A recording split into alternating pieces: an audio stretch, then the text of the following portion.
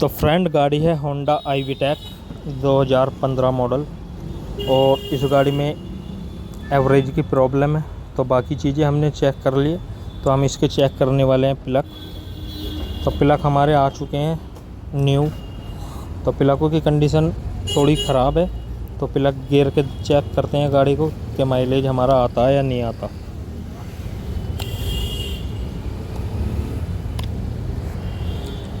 तो इसका एक प्लग खुल भी नहीं रहा था काफ़ी टाइम से।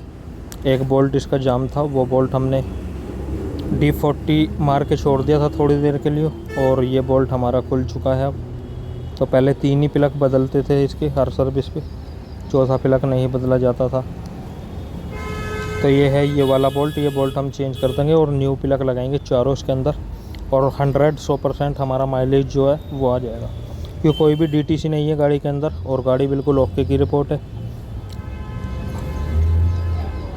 और एयर मास सेंसर भी हमने क्लीन कर दिया था इसका।